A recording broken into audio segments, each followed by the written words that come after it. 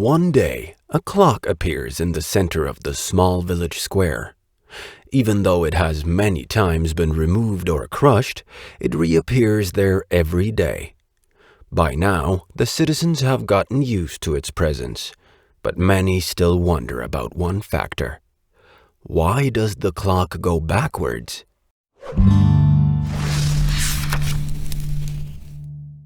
Written by Zeekoes. The town was small. It had a church in the middle, and next to it a market square.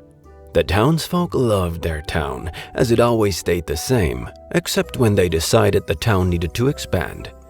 Everything was in their control, and most of them were content. The only exception to their quiet lives being a clock. In the middle of the market square it stood, a sizable wooden hourwork.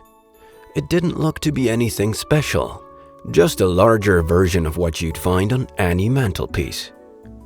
The townsfolk didn't like mysteries. They didn't like anything out of their control. They had tried to burn it, had tried to crush it. One day, they had even pulled the thing out to the lake, deep in the forest and far away from the market square. Plunged the thing right into the water. The next day, however, it stood there again, in the middle of the market square, ticking away, as it had always done.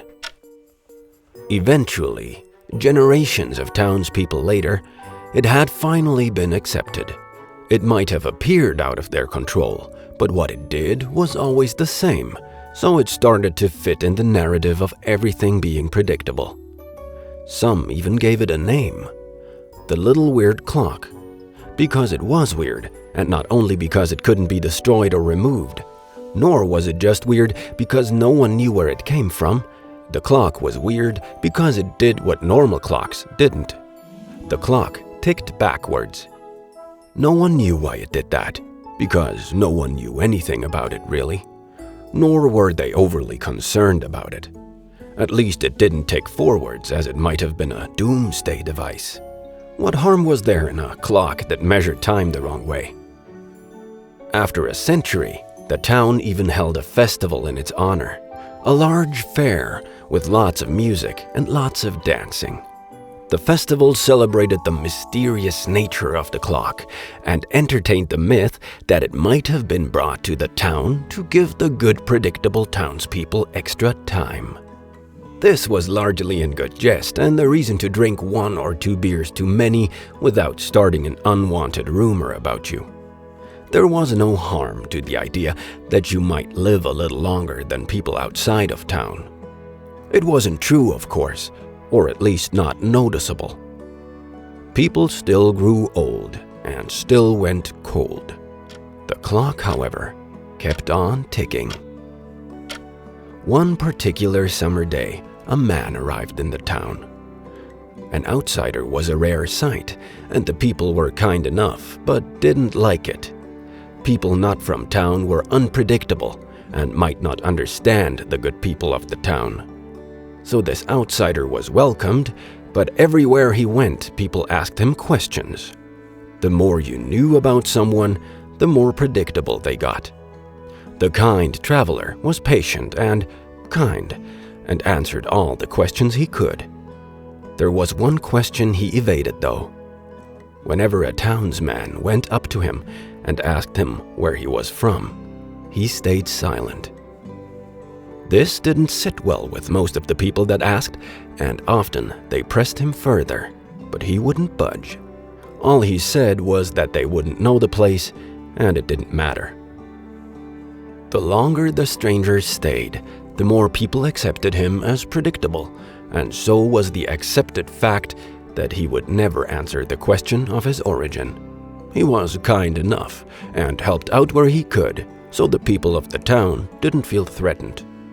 The visitor was even interested in the town's most prized possession. He often asked what people thought about the clock, and even visited it often himself. When he did, he went alone.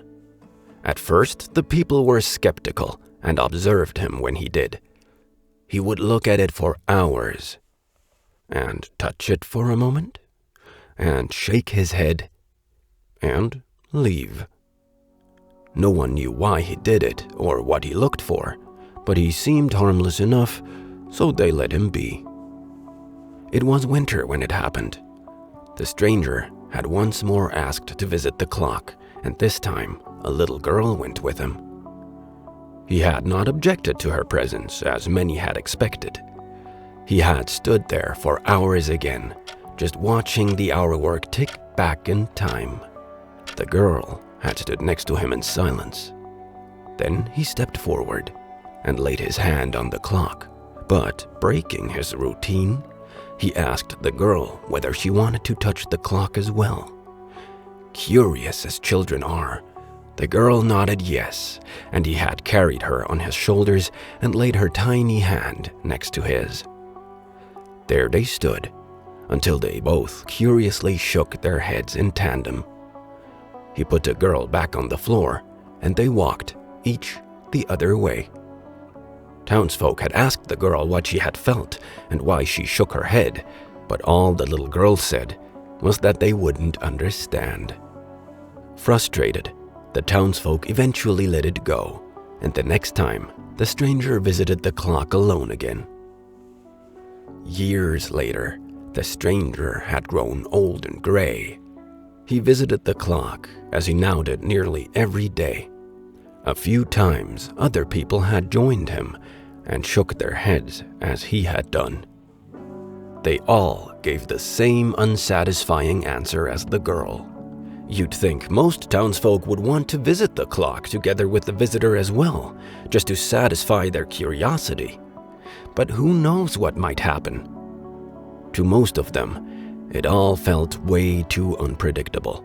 They observed from a distance as the visitor stepped towards the clock. He stared at it for hours, and the people quietly and patiently stared at him. He laid his hand on the clock and defied expectations. He didn't shake his head. He looked curiously surprised and happy. He took back his hand and turned towards the townsfolk that stood watching in the distance. Then he started waving, 2 hands high up in the air. He called everyone over to the clock. There they stood, anxious, as this was highly unpredictable, and the people didn't like it. Some whispered that accepting the visitor might have been a mistake. The gray-haired man stood in front of the clock and asked the people if they knew what it was. No one knew, and most didn't even know when it had appeared anymore.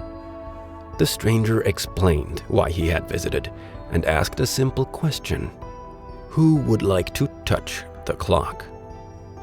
The people fell silent. This was all very suspicious, and who knows what would happen if they did. No one dared step forward until a young woman did. She was the little girl, now all grown up. After that one time, she had never visited the clock together with the stranger again. Now she was the first to step forward, and when she touched the clock, she started to shine. She jumped and invited others over to touch it as well. First, it was just one more person that dared to do it, but as they all stepped away happy, more and more joined. In the end, everyone in town touched the clock and understood. That night, a festival was held in honor of the revelation. The visitor was crowned as an honorary citizen of the town, something that had never happened in the history of the town, as people either belonged or didn't. Yet on this unpredictable day, everyone celebrated the thing no one could have predicted. The mysterious hour work was dressed in colorful garlands, and around it, people danced and drank and drank and danced until the early hours of the morning. When the music stopped and the glasses were empty, everyone gathered around the visitor in front of the clock. They knew what was to happen, as this had been part of what they had learned. The stranger bowed towards the townsfolk for the hospitality they had shown him and the patience they had had. He spoke his parting words, and his time to go had come. and as the church bell rang the hour of noon, the people did what they always did. They still liked the predictability of their town, but were more open to new ideas or experiences as they busied around a market square within the middle of an empty space, where once had stood a clock.